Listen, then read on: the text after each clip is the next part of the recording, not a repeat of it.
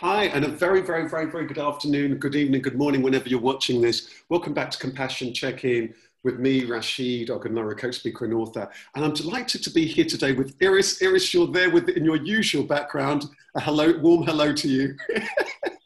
And I remember, what's the name of the budgie who we will hear at certain points? Henry. Henry the budgie.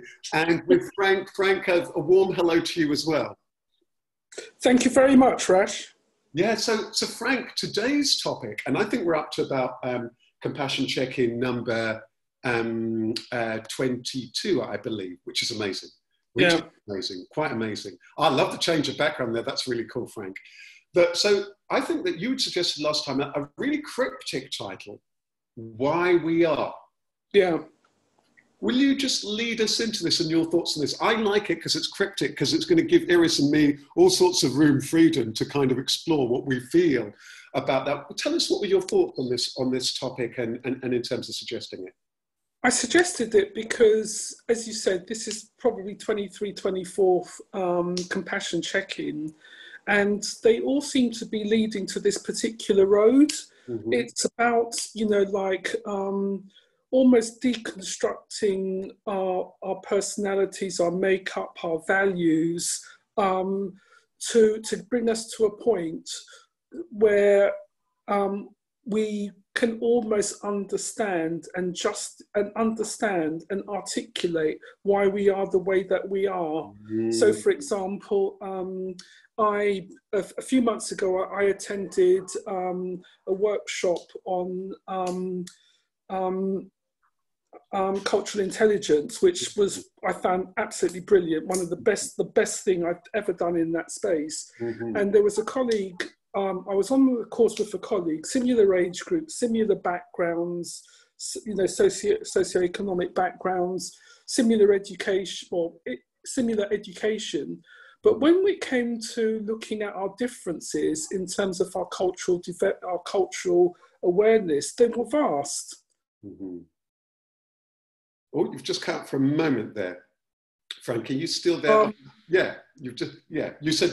So you were just saying there. You said, you were just making a point that you were in this particular session, and when it came to cultural backgrounds, people's back, it was vast. Between the two of us, whereas I would have said prior to being in that session, that not a piece of paper would have separated us. Mm. And then so I then started to unpick it and then started asking her questions. In fact, you actually know who it is. And then I started asking questions, and then the more questions I asked made the answer a lot clearer to me. Mm. It's fascinating. If that makes sense. It's a similar where you could have, it's a similar situation where you have siblings where they're brought up in exactly the same environment, but their values and principles and norms are so different, can be almost diametrically opposed. Me and my sister are a good example. If she says black, I say white.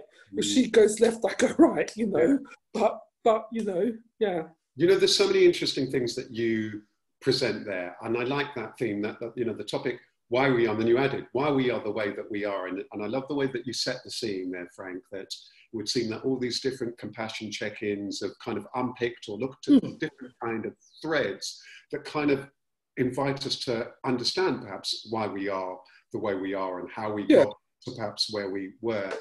There's a couple of things, I'm going to bring in Iris in just a second, but there's a couple of things that jump out to me straight away from what you're saying.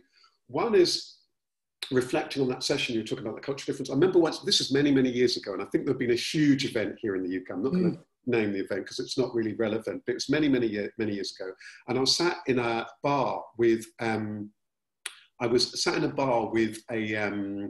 a handful of my friends, really good friends. These were my best friends, right? And we were talking about this world event. And I thought, do I know these people?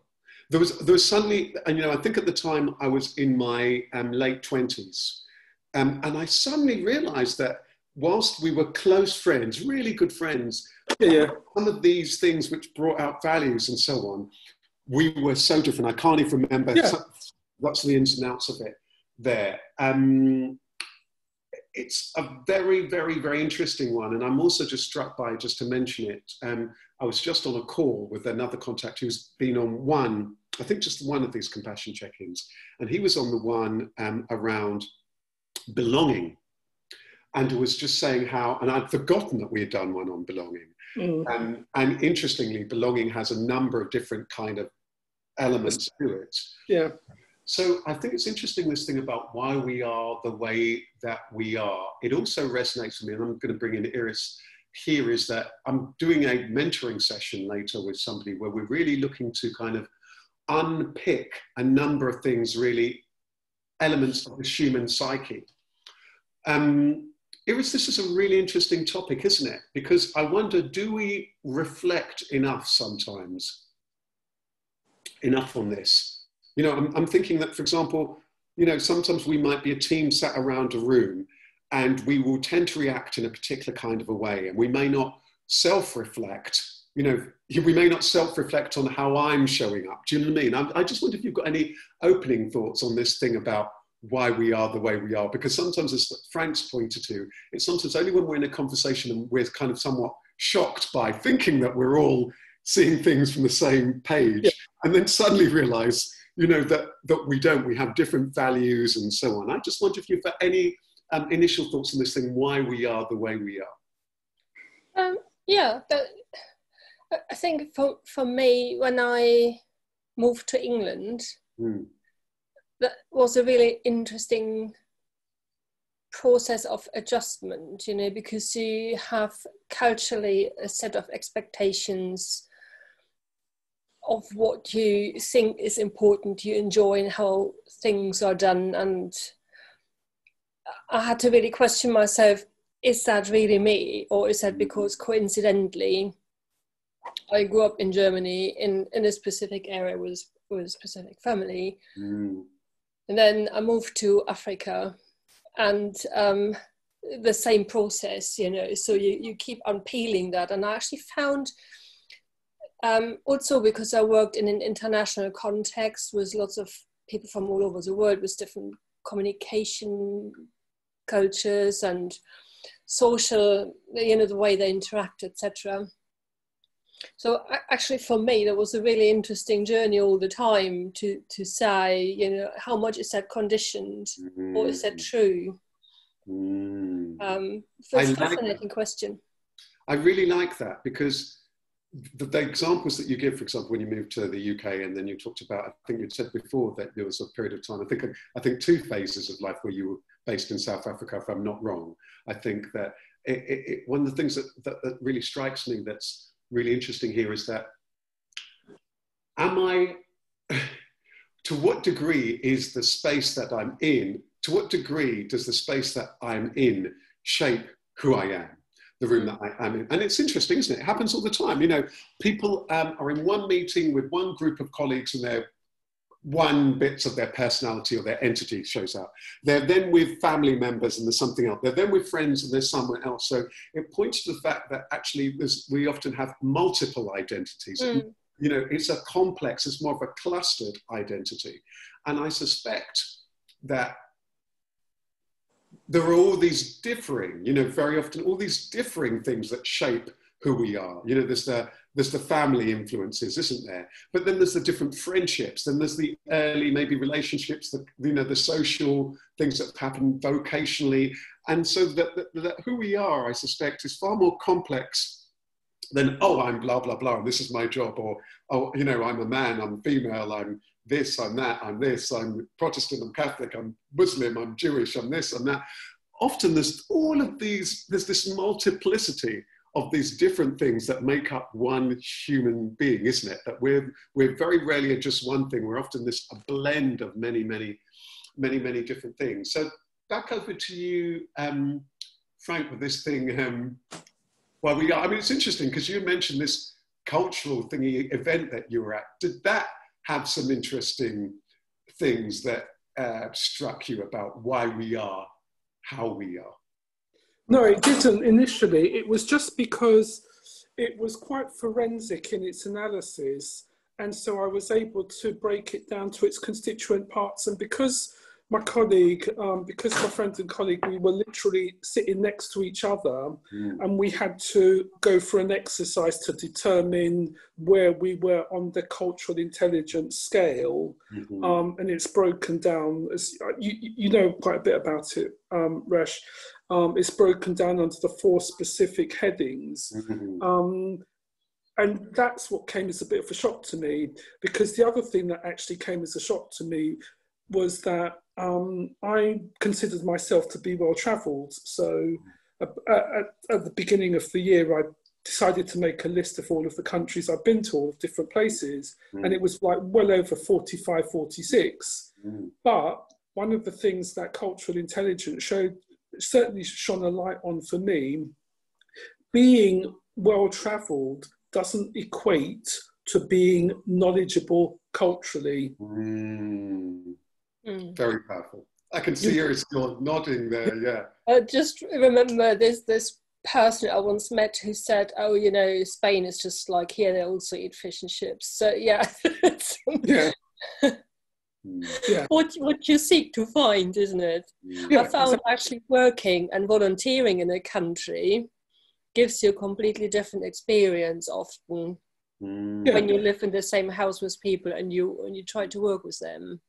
Yeah, and what I learned from that was that whenever we've never ever done a beach holiday. So wherever we go, like like the year when we went to Cuba, we wanted to find out about Cuba, but I think what we lost sight of, or certainly what I lost sight of, was finding out more about Cuba and the history of Cuba at the expense of finding out about the people living there right then, right now, So whilst we did learn a lot, and it's one of the best places I've been, I could live there tomorrow. My interaction with the local people and immersing myself in the culture was not as extensive as I, superficially thought it had been. I thought by visiting places of interest, doing, like exploring, finding out, would have ticked all of those boxes. But I then came to find out that that's not necessarily the case. It's really interesting because there's so many different threads and things that are just jumping up for me here. One is I've just been thinking again about this title, Why We Are, How We Are. And part of me wonders, perhaps partly linked to the work that I do we spend in a way too much time asking on one level, why am I blah, blah, blah, why am I good at this? Why am I not good at this? Why is this happening? So on the one level, we spend too much time in what I would call low-level analysis, self-analysis, which can often be not very nourishing to somebody. And it's often rooted from the perspective that I'm not good enough or I could do better, which is what I'm with a lot of that setup, that we see lots of modern life through that lens of lack, that I'm not good enough or I need to be more of this and that. So sometimes people spend a lot of time self-analyzing. For example, yesterday I was running a career development session, and this happens to me a lot. Lots of people don't see the qualities they've got, the strengths. So somebody's been really tough on themselves, and I could see just from engaging them. A very good day to you, Dr. Martin. Hi, Dr. Martin. Yeah, a very warm welcome, Dr. Martin. So our topic today is a wonderfully cryptic one, which Frank set us: why we are, how we are. And this person's perception of themselves was clearly not the full picture. She recognized this. She had got to a point in her life where she was quite doubtful about herself, her abilities, and so on. And that had probably, all sorts of things have probably fed into this particular thing. So her own analysis and her own narrative on herself was simply not accurate. And without sometimes simply gently challenging it, well, actually, I see you as this. Yeah. I actually see you as this, but I can see all these magical qualities. So it reminds me of very early on when after about 3 years or so of coaching, the usual setup is that I'm here and I need to be there. And I remember this struck me very, very clearly. I suddenly realized that all these people would come and see me, and I suddenly realized, I thought, all these people come to see me, and that usually the narrative is either I'm not good enough, or I need to be better, or I could be there, or I should be there. You know, often with good reasons, I could be there, I should be there.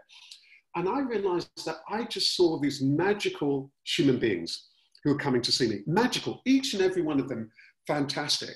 So there is something about this narrative that often that we're taught to hold on to about who we are, and then even sometimes the why we are, that sometimes is not nourishing, and sometimes it's not the whole story. And sometimes you're never going to get to the whole story. I had a wonderful conversation just the other day with my mother, most amazing person, you know, and she told me a fascinating bit, I'm not going to share it, of my family history that I didn't know. She has this wonderful way of doing this, just telling us various bits, and it was a significant part of her story that I had no idea about, and I don't know if any of my siblings, for example, know. So I mention that because so much of the puzzle of who we are is a constant unfolding, you know what I mean? And so it's not necessarily fixed. So I feel that sometimes if we were able to be, it's interesting, you've both got water backgrounds, for example. I've been thinking about this a lot. If we were able to have perhaps a far more fluid relationship to who we are and where we are and why we are, it might actually be far more helpful to us, and we wouldn't get stuck so often as a preposition I just want to throw into the mix there. It's often because we see things so fixed that we often struggle to adapt. But if we realize that often there's all these different dimensions to us, life is fluid, our identity is fluid, our career that we might be doing might shift and change at certain times, maybe that might be more useful for us to see ourselves far more as fluid as opposed to fixed. And I'd welcome any thoughts on any of that or anything else in terms of this, why we are how we are. I think the fluid argument, you know, I think the fluid proposition is an interesting one, because for me, what I would have to get my head around is that if I were more fluid, does that mean I vacillate more? You know, because I like to think that I'm a person that once I've gathered all of the facts and I've come to a conclusion, I will then act on it. But what I don't want to be is a type of person that prevaricates because I'm waiting for that last bit of information in order to take action. So it's some you have actually given me food for thought. I just need to work out, if I were to adopt that model, how do I square that circle? That's interesting. You said in the past also that you're an engineer. Part of your background is an engineer, am I right? Exactly. Yeah. So that's interesting. I want to just bring in Dr. Martin. Dr. Martin, we're talking about a fascinating, topic: why we are how we are, and I just threw in something into the mix here, which was around. Sometimes we spend so much time analysing in our own day-to-day sense who we are, that sometimes we do it, and sometimes we're very tough on ourselves and we don't see much of the magic. And I was also saying that perhaps who we are is more fluid than often we might present, because you very good point. So, do you know what I mean? Our background, our careers might change. We might be different at different points in our life. Different things might be really important to us. I'd like to hear any initial thoughts you have on this topic, which is very broad and expansive. And I think that I'd suddenly looked at Iris's and Frank's background and saw water. And I said, that's where my idea of this fluidity emerged, because I've been thinking about that and how we often need to flow from season to season in our life, different stages, COVID, going back to work. We're at a point where the seasons are changing. So I'd just love to hear any initial thoughts that you have, Dr. Martin. Thank you very much indeed, Rasheed. I've had a great deal of difficulty logging in today for whatever reason. So I needed a little bit of that thread to help me to understand where you are in the conversation. When I think about the point when you say that we're more than we are, we're more in a way than we identify ourselves as professionals.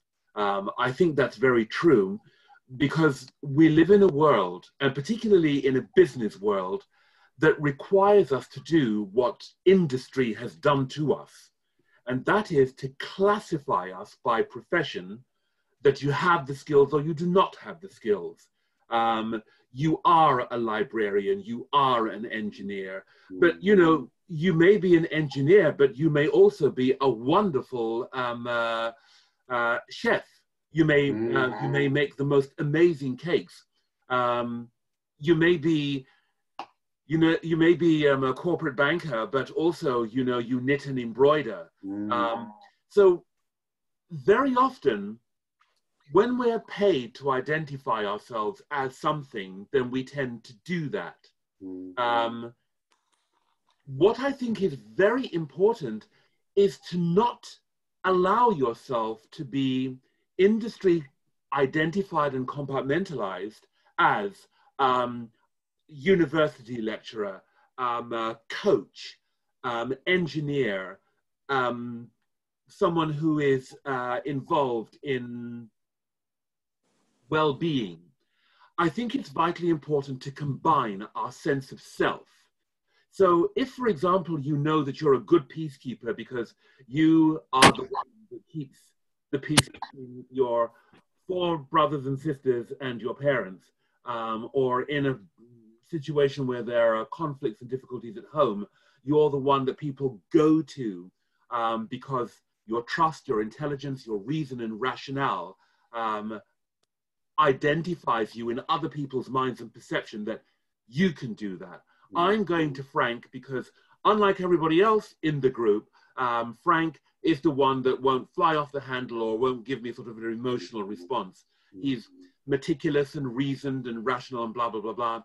So I think these factors and facets about who we are and what we do are a vital element in one identifying oneself as something, rather than just using your professionalism as your classification of who you are and what your skills are. I think that's so useful, because as you were speaking, and even though you were talking about it and using that very rich description of how we can become very pigeonholed or seen as just one thing, or, you know, in our professional lives, it also for me threw a lot of light in terms of what can happen in our home lives or in one's own growing up, because it was often as though we're often fashioned as this, you know, and often that might be by parents or this, or you're also going to be, the family were all lawyers, so you're also going to be a lawyer, or this one went to university, so you're also going to go to university, or we're all this, or we're all, you know, happens with so many things,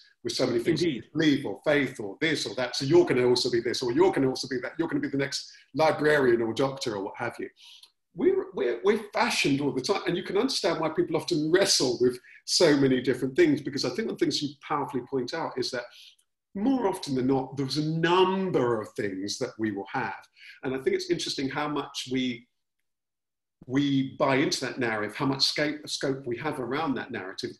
A lot of it, I think, will be also around chance and happenstance around the other people we happen to meet in our life, and how other people might want to forge us and shape us in our own lives. Iris, I want to bring you back in here.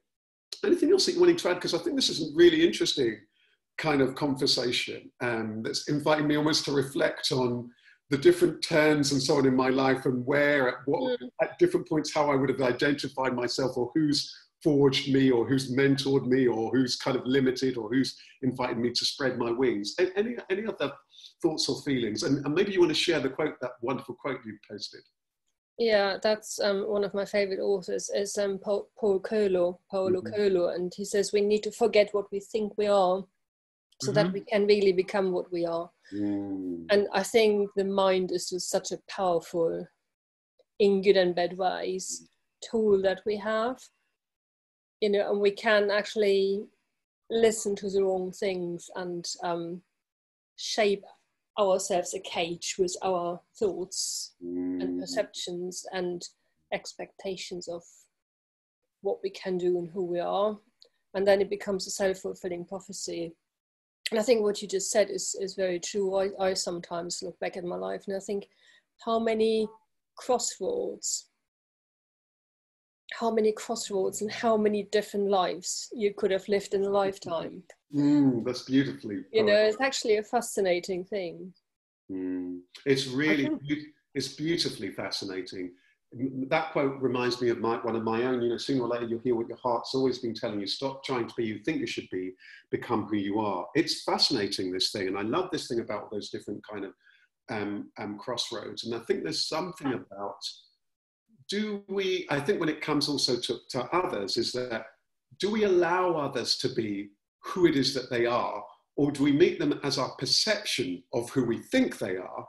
And, you know, very often, I often think about this, for example, when people say, for example, you know, that when people, you know, when friends and so on will say to you, oh, somebody's done something or whatever, and now I've fallen out of love with them or I don't like them anymore. One of the things that I find interesting is that when people act how you expect them to act or being how you want them to be, then everything's fine. The moment there's something else, the moment they're not how you perceive them to be, we have a problem, isn't it? Very often. So I think very often we have this notion of how we project how we want somebody to be.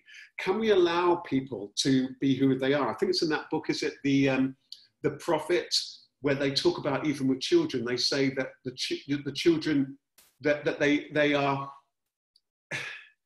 they're not, they kind of come via you, but they're not yours. They are not yours. They are their own entity. You know, that we're all their own entity. And very often we want to contain everything, have it on a shelf, have that type. And I think that maybe is part of the human kind of dilemma, isn't it? We want to say that somebody is just a librarian, isn't it? Going back to Dr. Martens, it's too complicated if they're a librarian and then they're a chef, or that they're this, but they're also that. They're an academic, but they're also an engineer and an artist. It's interesting that Da Vinci, isn't it, was all of these things. Indeed. An artist, a scientist, all of these things, and incredibly good ones. It's fascinating, this thing about, but the why, I think also the why bit is very interesting, because I think Frank, going back to this thing that you posed for us powerfully, the why we are how we are, my feeling on that is that what can happen is that we focus too much on the why, and not enough time celebrating the who we are and allowing ourselves just to dance. So in other words, because the why of how we've come to be how we are, we could spend 1,000 lifetimes. Was it because my mum, my dad, Uncle Bob, this church, or that, or this state, or what have you? It's very, very difficult to completely unpack. And I wonder if we spend enough time just celebrating how magnificent we are and inviting people to sing and dance. I'd like to just tap on that point, Rasheed, because I was asked a really important question very recently. I'll say to you all, I remember when I first was coming to Compassion Check-In, and I very often say that, you know, I'm a writer, but I'm also, you know, employability is a part of my work and so on. So a couple of weeks ago, I landed a really good book deal for my new novel. And I was speaking with the publishers, and I was speaking with some other people in, what do you call it? They are the production team. Mm-hmm. They design covers and they write up the blogs about you and all of these sorts of things. Somebody posed a question to me, and I was able to answer it just like that. And someone said to me, what do you consider yourself to be? And I replied, my vocation is a novelist. My job is employability. Mm. The job that I do, and I've said it many times in the sessions, the job that I do, it is there to help people to get employed. I speak to companies, I speak to students, I do all of these things. But my passion and my identity is that of a writer. It has always been. But if anyone knows anything about writing, you know, if you're not making a monthly annual living from it and so on, you have to schlep out there and go and do something else to pay the mortgage and the electricity bill and so on. So when I mentioned previously that industry tends to classify us by the skills we have and the job that we do, and we take on that title because it affirms our own identity, not only to ourselves, but to everyone that we engage with. Because if you say, oh, I'm just unemployed or I don't do, it's as though your value as a human being has diminished beyond repair.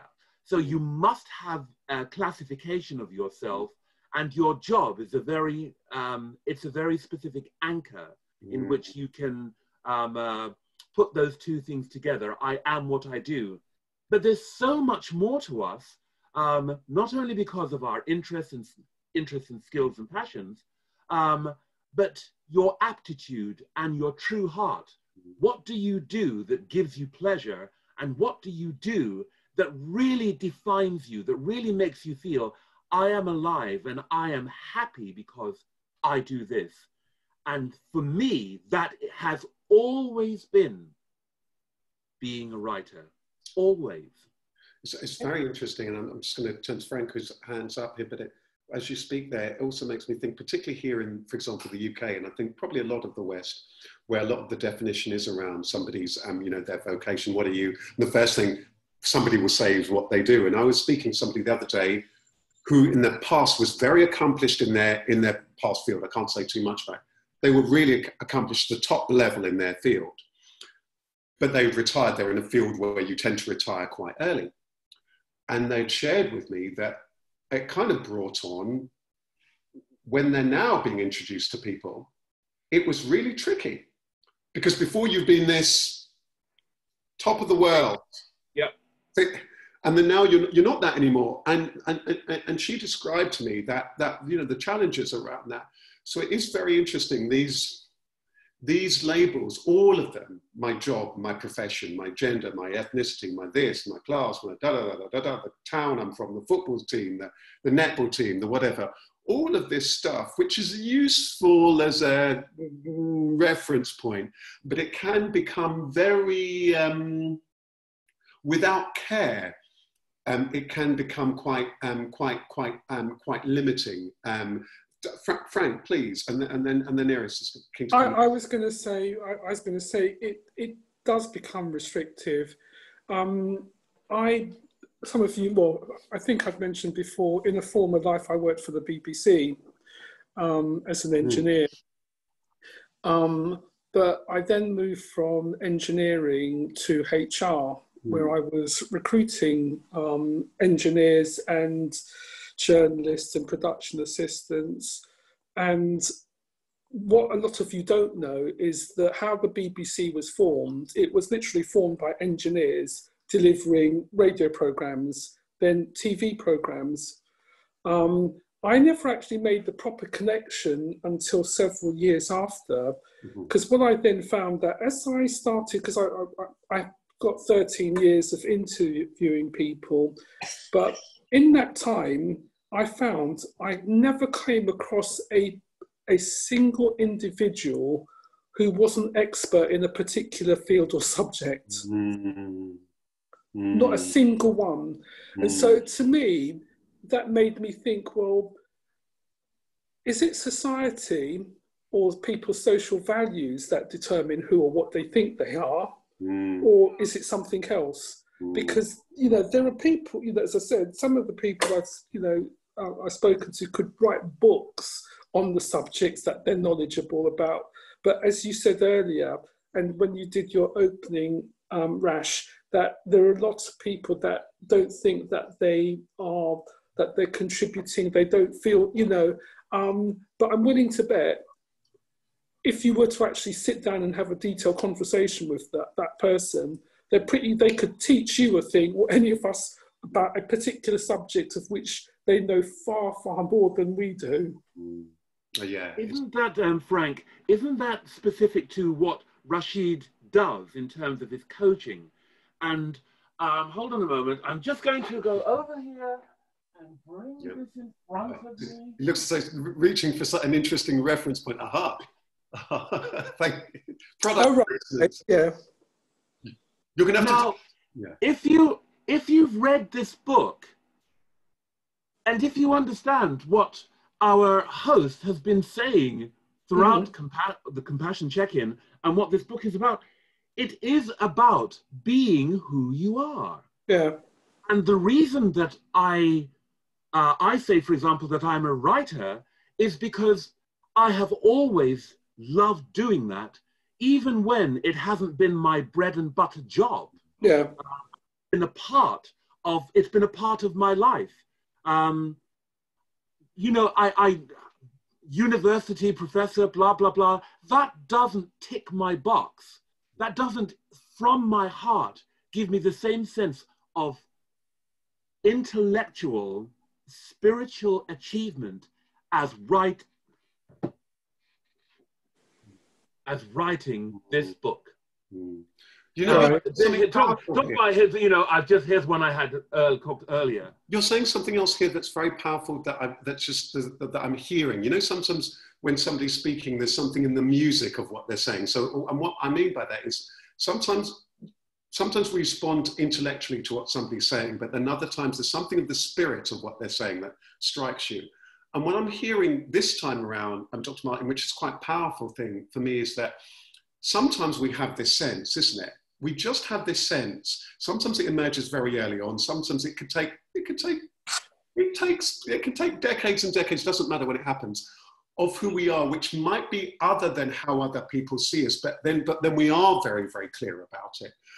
You know, the person who's, for example, you see, you know, it happens in things often like musicals, the people who always knew, no, for me, I was always drawn to music. I was always drawn to the piano.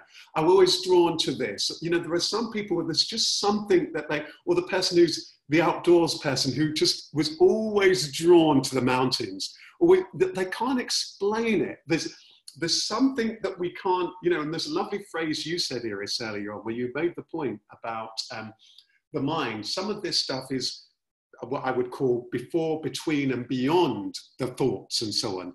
There's something about who we are and what we're about, or the essence of who we are, that sometimes is even beyond or before that. There's sometimes some either calling or just something of those innate skills that people often demonstrate very early on. The person who was telling stories or writing things or drawing from very early on. So Iris, I wonder if there's anything else you're wanting to add. But I know Frank's got his hand raised. No, I'm putting it down. I'm putting it down. Aha. So Iris, yeah, back over to you. Anything else you're wanting to add in this wonderful painting that's emerging? Yeah, I think the example that you had earlier on was this person who retired. When I was saying, when I came to England, it made me challenge what I thought about myself and how life should be. Mm. So how much is that really me, or how much is that educated? Mm. So for instance, in Germany, when you meet people, you do not introduce yourself with your job. Mm. You don't define yourself. And actually people find it quite rude to talk about the job and your position. Mm. So when I first came to England, and people, when I met people, they're like, so what do you do for a living? I thought, oh, that's very personal. I love it.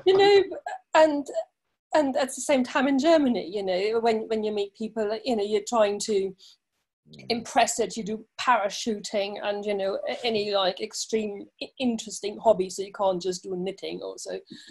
So it's a completely different context, and so it is actually really interesting how from a young age you're shaped what you're looking for and what your expectations are. But just listening to this conversation, what makes me think as well is that if you think that we're spiritual being in our essence on this journey, and we're living this life because there's something we have to learn, isn't it? So the question is not why is this happening, but what am I learning from this? And actually, you could have been born in China 100 years ago, black, brown, green, in any part of the world with any gender. So it's actually a really interesting thing. So why, here's the interesting question, what I'm trying to get to, I can't really explain this, but why am I born into this life?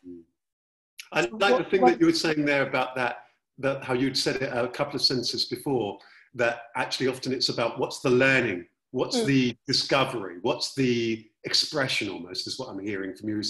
It would be useful for us to spend more there. Because it is that unpeeling the onion, isn't it? So if you just lose all of that, then you come to the essence, and that's the process. It's interesting. It reminds me that, have you ever had those times where you're having a conversation with somebody? In fact, it happened to me today. I was sending voice notes with a friend of mine who's been on one of these compassion check-ins, who now lives in Australia. And known him, one of the people of my friends who I've known for the longest time. We've known each other for from about, well, I don't want to say the year, but it's a long time. It's quite a long time ago, you know. And he told me about just before I'd met him. He was saying, oh, you know, at that point when before I came back to the UK, I'd been to America and I was working in recording studios. And you know, when somebody tells you a bit of their life story that you didn't know, and you're like, oh, I didn't know that, or what have you. And then, but you realize, or when you're talking to somebody and you suddenly remember something you've done in your past or a job role that you did or somewhere you lived. So there's something for me here about, it can be sometimes useful to step back, because sometimes when we step back, we can rediscover ourselves or get more clarity. You know, often the journey that we've been on makes more sense, doesn't it? When we look back than at the time. You know, at the time, sometimes it might seem sequential or it might seem as though there's no pattern to it at all. But sometimes then we look back, we then see different patterns, themes, and so on. So for me, it's this constant unfolding. And often it's kind of seasonal. For me at the moment, I remember when I had a particular birthday with a round number to it, I kind of felt as though it was I felt as though I was on a fresh page. Like I was on a new, it's interesting, Dr. Martin, what you're saying. I felt as though I was on a new book, first page of a new book. It was almost like there'd been one volume before, and now I was onto the new volume. But what the new volume would look like, I had no idea. It wasn't like I was starting out because there'd been this volume before. But the new volume, there were so many different possibilities. And maybe there's something quite interesting about that for this conversation. Perhaps that's always possible for us because, you know, there's this thing, an idea that sometimes is every day a continuation from the days before, or is every day a fresh new day, a fresh new page, a fresh new chapter, a fresh new novel, a fresh new song. It's not the one before. I think we're taught, isn't it, that everything is a continuation of before, but very often, particularly from an artistic point of view, well, you know, I mean, Dr. Martin, I'm sure you can resonate with this for me as a singer, like, well, the album before was this, but this new album, well, I'm now feeling as I would explore something completely different. I kind of, I'm not, that's something else. I've almost, that's fallen away from me. It's like this, I finished with that. Yeah. I now am going to start something new. Yeah. And that's a very exciting and extraordinarily powerful feeling because you may have completed that project. That will give you a sense of accomplishment, completion, creative expression, and so on. But when you start the new album and you're maybe using, previously you worked on an orchestral level and now you're working on a percussive level. Previously it was synthesizers and blah, blah, blah, blah, but now you're working a cappella. That new experience with a totally different challenge reminds you, no matter what I do, I am always and always will be a singer, a musician, because it's in my mind, my spirit, and it's absolutely a part of my psyche. So each new project, from one album to the next, from one gig to the next, it's a continuation of who you are and what you believe in, and that's what makes you authentic.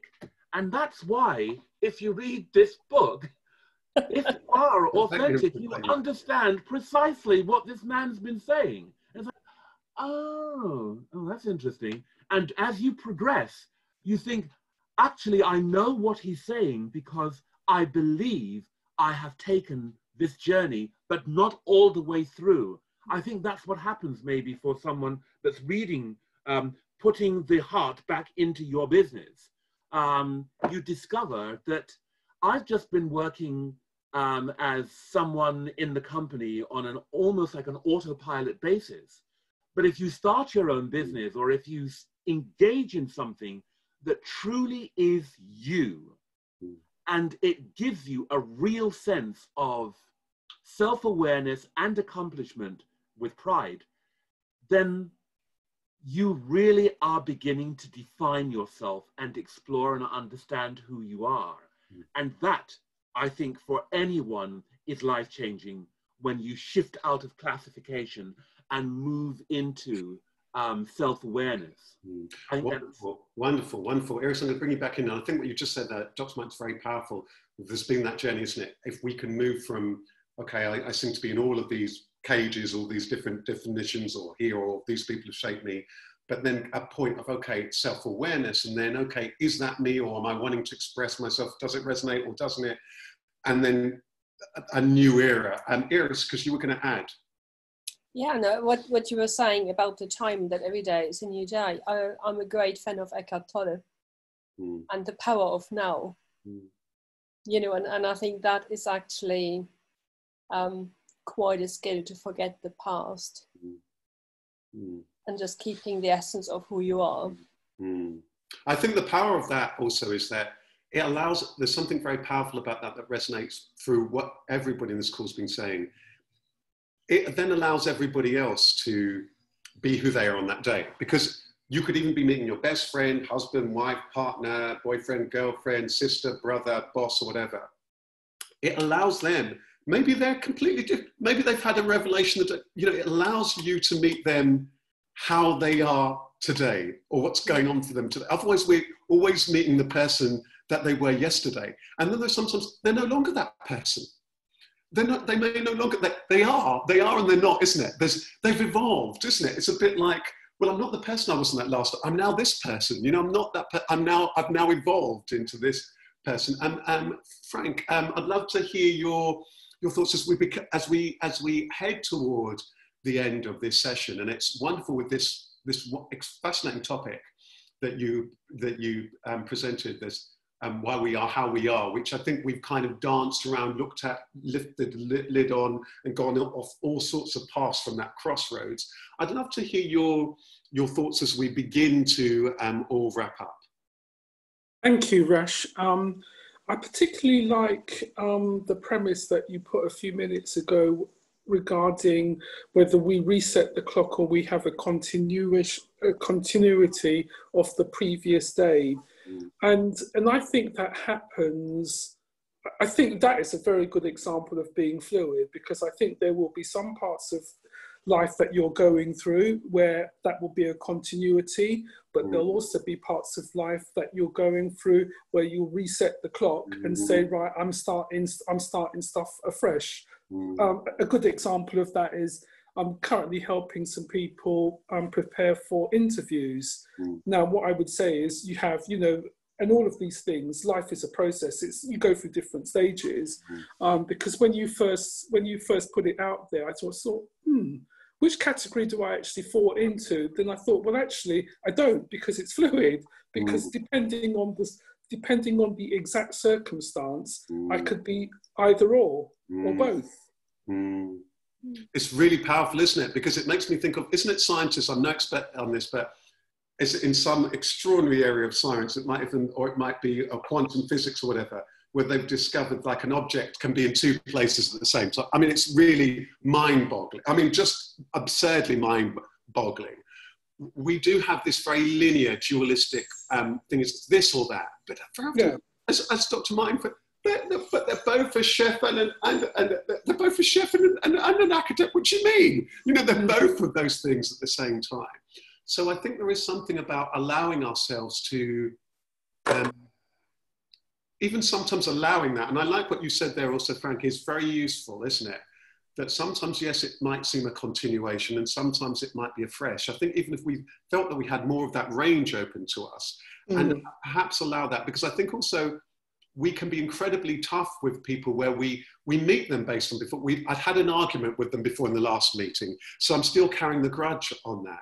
You know what I mean? And that happens all the time, isn't it? You see it with siblings. They're still upset about what happened in Christmas 1980, and it happens all the time, isn't it? So I think there's something here about if we can realize that there is this fluidity and that there is this evolution of who we are and who we can be, as well as perhaps this thread, perhaps this constant thread, that might be more helpful for to us. You know, Dr. Martin, as you begin to wrap up, any closing thoughts from you?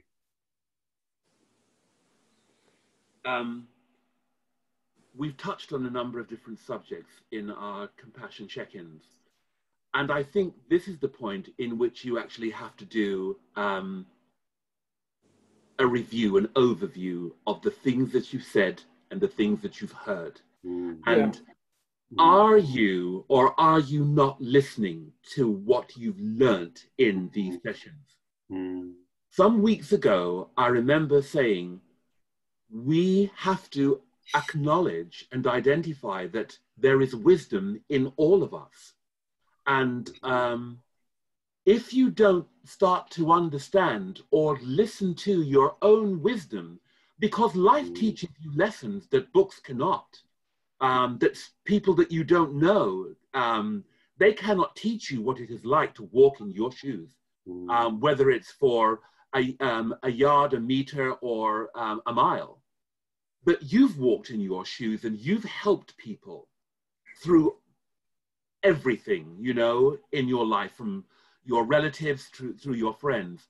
And I am reminded from all the things that I've heard in the compassion check-ins to curate, to bring together the things that have impacted from one session to the next in understanding, how do I define myself? One of the things that stands out is that we must have courage and bravery to go on, to go ahead. So I believe it's very important to recognize the wisdom are not just in the books that are in your house or in the library. The wisdom are not from the people that you have never met that are on TED Talks and everywhere else. The wisdom is sometimes in you. People that travel 10,000 miles to find what they're looking for when it's in their own backyard or next door.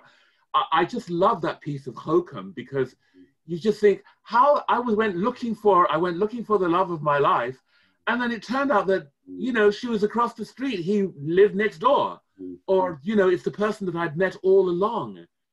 We must begin to identify what is valuable to us. And for me, that is writing. For me, that is meeting people and hearing their life stories, because their life stories inspire me to write. If you don't listen to anyone, you've got nothing to write about. Nothing, well, value. Yeah. Of course, you know, you can just pontificate from your own wisdom, and then, so why don't you just write an academic paper on that? Certainly not a novel, because I really don't care what you have to say. You have no insight into the human experience. So the human experience are all the voices that we've heard in Compassion Check-In, and all those moments when we've smiled and shivered and shimmied from, my God, that's good. Wow. In teaching all of the students over all the years that I have, I've had to remind them that teaching and wisdom doesn't just come from me. Listen to your colleague who's sitting right next to you. You're in a seminar. Listen to all the voices here. Take it all and use it where appropriate. So in terms of Frank's subject, intersection, how we become who we are we what we believe we are? If you believe, I've said it before, if you believe in yourself and you have the heart and courage to live the life that really defines you, then you really are making a very powerful and bold step forward. Wonderful. Really wonderful. Iris, wonderful. That's very poetic, very powerful. And I like the way that you're bringing together lots of these strands from these compassion check-ins. Very, very powerful and poignant. Iris. And that was just such a beautiful summary of the topic. I've nothing to add, really. I feel as though it's what's also quite nice and interesting that strikes me is, I'm wondering that there's due to be a compassion check-in next week, and one of the things that's also next week. And I'm wondering, as when you were speaking there, Dr. Martin, I wondered if something like wisdom, I can't remember if we've done wisdom as a topic, or the theme lesson wisdom. Then maybe wisdom, you know, or lesson learned ? Might be a really interesting topic for next time, because I wonder if, and it's one of the things I want to ask people on compassion check-ins, they're likely to be more sporadic, whether they're coming to a natural end of this series or how people are wanting them to unfold. So maybe even next week, if we're here, there might be it might be interesting seeing how all of these things kind of flow. Do you know what I mean? I've seen how these things, because I do feel that I almost feel as though that there's an end of a chapter at least, or of a volume here. So it's so interesting that you intuitively picked up on that. I feel as though today's session has been a lovely, oh, Frank's just, the engineer is coming and going. Yeah, zooming in and out of consciousness. I do feel that today's been a really interesting topic for somebody to either begin this series with, or to kind of, again, as you pointed there to Dr. Martin, to kind of, okay, yeah, where am I at, and where am I, before I go away and consider my own verdict on me. But yeah, I just want to thank you all very, very, very much. I think next week, wisdom will be a wonderful, wonderful topic. And yeah, just thank you for lots of inspiration, and do join us and do watch these things back. I just want to thank everybody. I'm going to stop the recording. I want to thank everybody. And why don't you wave and say goodbye to everybody so that they can hear you. Goodbye. Bye. Goodbye. Thank goodness Frank is back. Thanks. Bye-bye now. Goodbye. Goodbye. Bye.